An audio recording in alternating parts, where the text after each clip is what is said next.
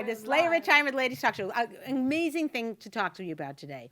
And that is, what if the relationship is 90-10? Thank you. Wait, 90-10 who? 90-10, right. The 90 is the woman. Oh, and see? I slip there. A Freudian slip. 90 is the woman and 10 is the man. And this woman, if one of our facilitators said, one of my students said, I'm done. I'm putting 90% of the effort and he's doing 10%. You want to know, ladies, what I answered her? You told her that you're making a men's class. Yeah, there you go. No, that's not happening. That's not happening anytime soon. You know why? Because when a woman when a woman becomes a receiver, the man becomes the giver. End of story. Try that at home. 90-10. What is my answer when she says, I'm doing 90 and he's doing 10? You know what my question is? Why are you only doing 90? Oh my God. What is she doing only 90? What are you only doing 90? What is that other 10%? You lazy? No, joking. Yeah, exactly. Poor husband is missing 10% of her. No, here's the thing. Not only is her husband missing 10% of her, she's missing 10% of her. Listen, we have a 3,000-year track record of success. And what is the answer? Give 100%. He's not giving, he's giving 5%, he's giving 10%, 90%. For whatever he's giving, has nothing to do with you. It's not your business. You can work on it behind the scenes. You can be an influence him. You can do whatever. It does not mean that you have a right to not give fully of yourself. And I'm telling you, this is such a heartbreak because women are so angry and it's not being fair and they're putting in so much effort and what they're doing is they're spending all their time focusing on what they're doing and what they're lacking and what he's not doing. And here's what happens in a marriage. You start out, you're dating and, it's so, you look so nice and right? And all you want to do is give to this man. Yeah. You give 110%. 100%. You want to give everything. You until you get to that hup, until the wedding, whatever. You all you want to do is give to this person. Then you get married, and you still want to give, and then he leaves his socks on the floor, and then whatever. He doesn't come when he says he's gonna. Right. Mm-hmm. And he doesn't say, and he doesn't call, and whatever. All the things that happen slowly but surely. Instead of focusing on being a giver, you focus on being a taker and demanding. Excuse me, what you're not doing your share. What have you done for me lately? What have you done for me lately? Exactly. Thank you. What have you done for me? And at the minute demands enter the marriage and enter the relationship, it's goodbye to happiness. When you work on yourself to be a giver, is it easy? No. Is it a guarantee of happiness? Absolutely. Absolutely. Rav Dessler says that the more that love follows the flow of giving. So the more you give your husband, the more you will love him, and it will comes back to you. And this is not let me try that. This is a try that at home. This isn't like a guarantee and like you're going to find out later that there was fine print that said This is like real. This is from God Himself. That if you give and you give and you give, you will receive.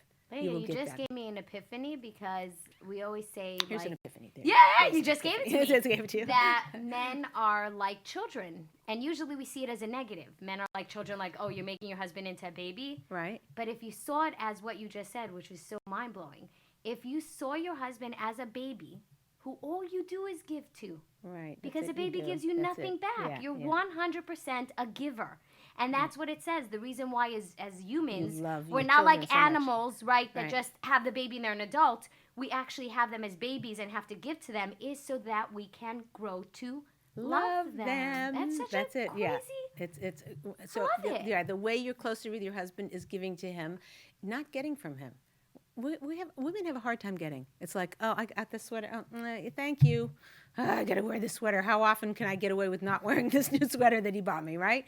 We're not naturally going to receive from our husband, even though we're born, that our whole job is to receive from the husband. Our whole husband's job is to give to us. But in this aspect of just keep doing, and the analogy, this is exactly what I told this lady on the phone. I said to her, I said, listen, or on the email, I said, if you had a baby and you kept giving and giving and giving and giving, would you be mad at them? No. Would you only give 90% because they weren't doing enough for you? No, you would just keep giving. You keep giving the bottle. Yeah. It's very interesting. The response back was like, wait a minute, my husband works from home and you keep saying you need to respect your husband. How do you respect your husband when you're seeing him all the time? So I answered a little bit of a flippant answer, but it wasn't too far from the truth. I said, listen, she was looking for an answer like, how do you respect him? He's always, in other words, proximity and, respecting him would be to greet him at the door. Well, if he's already home, what do you do? So I answered kind of flippantly, and I said, listen, if you are used to every time your husband walks into a room where you're sitting, standing up for him and, giving him that honor, there is a reason for a person to think that if he's home all day and he keeps walking in and out of the room, you don't have to do that. So I'm sure she read that answer like, whoa. Right. She's like, oh my gosh, I really have to, even with him at home, I have to respect him the whole time. That's it. I have to be on respect duty the entire time. And stand, but also the issue of having to stand when the husband walks in the room, this would make people's hair on the back of their necks bristle. Like, are you out of your mind? I get that. I'm not saying that's what you should do, and I'm not saying that's what the standard of whatever. All I'm saying is when a woman respects her husband to that degree, there is a level of joy in the home for the woman. Forget about the man. He doesn't even probably even notice. But when the woman is respecting a man in that way, there is a holiness that's available to the woman, a serenity that's available to the woman, blessing that is available to the woman that's not there otherwise. So the respect thing, we think, and I have, by the way, in Marriage Secrets, there's a whole chapter on respect that talks about different things that you can do, and it also tells you what you get from it. It's not like one of these things, I want to be the best person so that I can, be just called the best person. No, you want to be the best person so you can maximize your potential on this planet Earth, and so you can get the juice from the efforts that you put in, and this is guaranteed.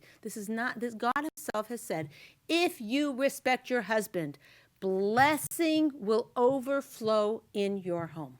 So this isn't Leah Richheimer saying, oh, well, these feminists, I don't know if they got it right or they didn't get it right. They got a lot right, okay? But in this particular instance, giving the man the respect he craves is going to be your ticket to that closeness. Yeah, it actually, when you just said standing up for your husband, and I don't think it's such a crazy idea. I actually, as I'm thinking this about coming it, out of Sarit's mouth. Wow. I know, Wow. and as you said it, I'm Yeah. really thinking like, I really do need to start doing that, because there are times my husband will walk in and I'm distracted or I'm on my phone or I'm doing something and I don't even register that he's there. So and if start with look hi. at you, Okay, don't jump start up. with looking off out of your Of your phone. phone, Like, right? hello. No, but it's so true. Like Yeah, a woman that actually is like looks up at her husband when he walks in and Oh my gosh! God. It means it's oxygen for them, and Wow. we treat it like it's he should stand for me. Okay, maybe it's true, maybe it's not true. I don't know. All I know is that we have from our sources that if you respect your husband, blessing will flow in your home. That's it for today because we have to go. But I just want to tell you that to these ladies, 90% ain't good enough. Give your 100%. See what else happens. In terms of if your husband's home all day, jump up for him. Try it at home and see how it works for you. Have a great day.